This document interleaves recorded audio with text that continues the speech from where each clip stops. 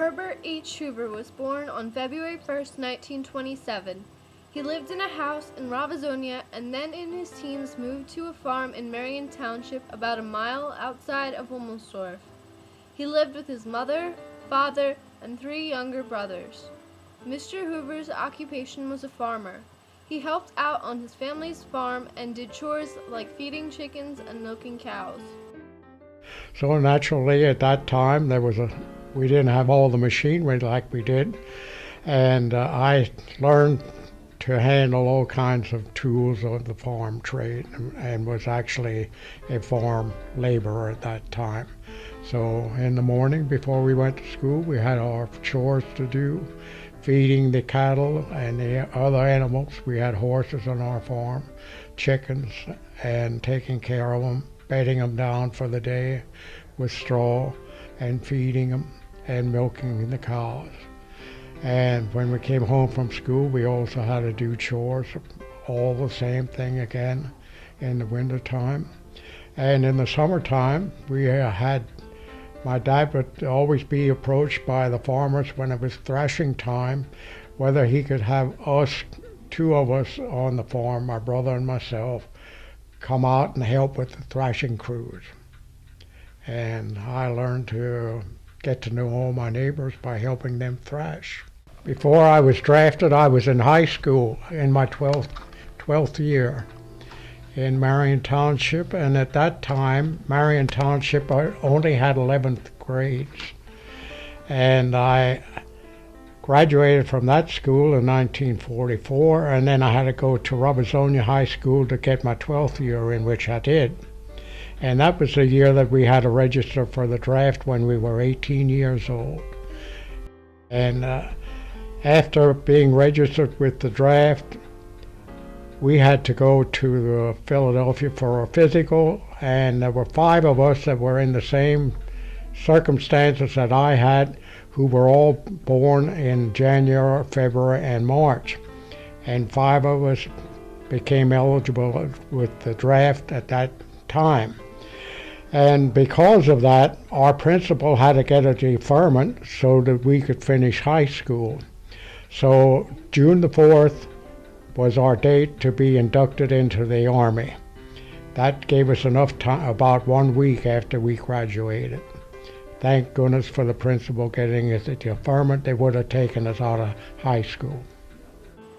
When it was time for Mr. Hoover to go to basic training, he went to Camp Wheeler, Georgia, which is near Macon, Georgia. There he trained to fight in the Pacific and how to live in the jungle. He learned to use infantry weapons including bazookas, grenades, and other guns. Mr. Hoover was an expert rifleman. The war ended in August, so there was no need for Mr. Hoover to actually fight. He was sent home for a while and then sent to a camp in New Jersey. He did not realize that he was going to the Pacific, but now he was being sent to Germany. Mr. Hoover crossed the Atlantic Ocean and then arrived in Le Havre, France. There the men were informed that they would be split up into 2 outfits, half in an infantry outfit and half in a military outfit. They would be called into a group, and then with that group they would be getting onto another train to the southeastern section of Germany. When they arrived at their destination, a place outside of Munich, Mr. Hoover still did not know whether he would be in the infantry outfit or military outfit. Soon, though, Mr. Hoover learned that he would be placed in the 503rd Military Police Battalion. It was the 3rd Army, and General Patton was the head of it. The battalion's job was to be on the lookout for Nazis, since they were in an area where they had been trained. There was a lot of destruction in Germany, but not in Bad Tolz, where Mr. Hoover was staying. Sometimes he would have to go pick up the mail or get some Coca-Cola in Munich, and then he got to see for the first time the destruction.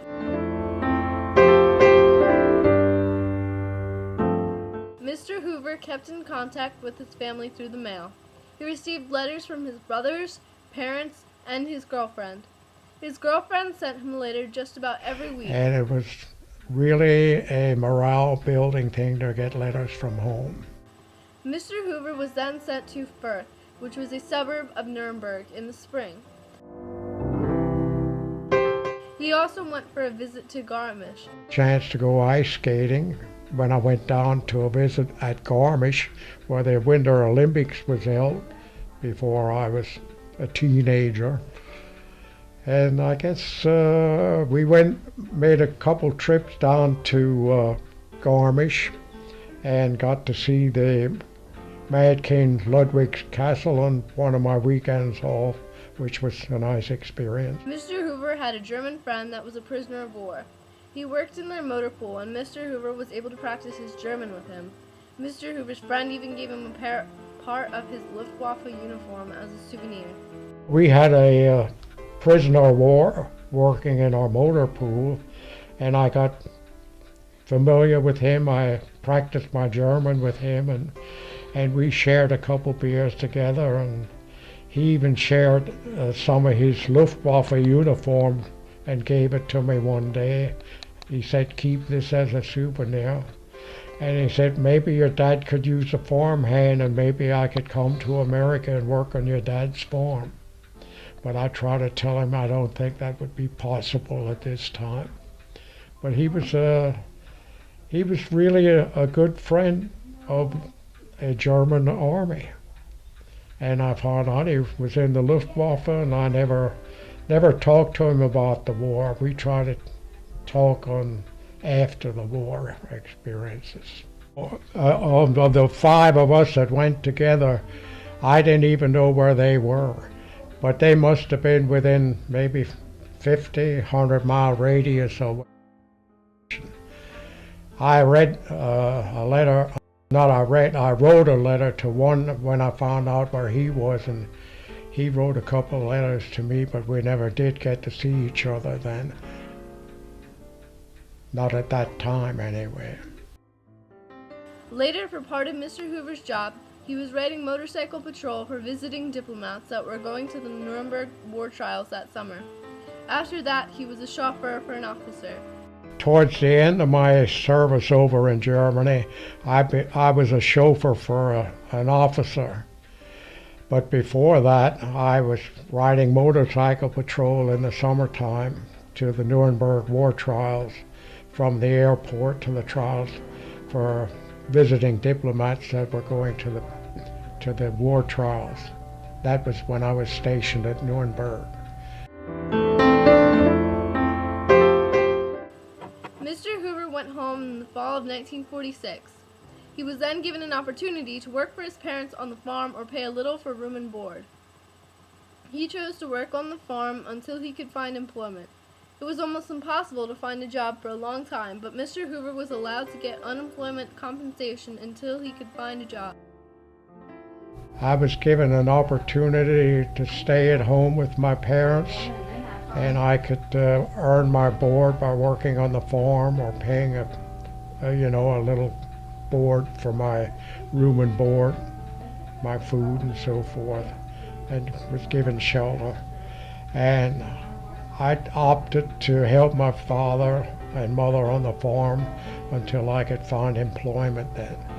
And that time, because the war effort came to a halt, there was no more need for manufacturing the war machinery that was used in the war.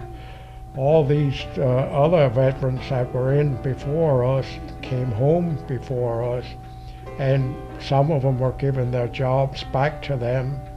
And for us that were just coming home, that got in at the end of the war, it was almost impossible to find employment for a long time. But we were allowed to go and get unemployment compensation until we could find work again. And since I really didn't have no outside experience working in a factory or something like that, because I was working at home on the farm while I was going to school.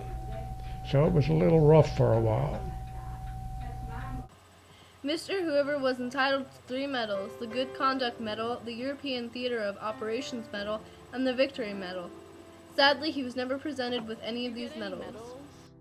Yeah, I was entitled to 3 medals, but they never presented them to us. I guess they ran out of medals. So there was one that I could have been wearing with a good Conduct Medal and European Theater of Operations and the Victory Medal because I was in the service at that time. I would have been entitled to those 3 medals to wear in my uniform. Thank you, Mr. Hoover, for serving.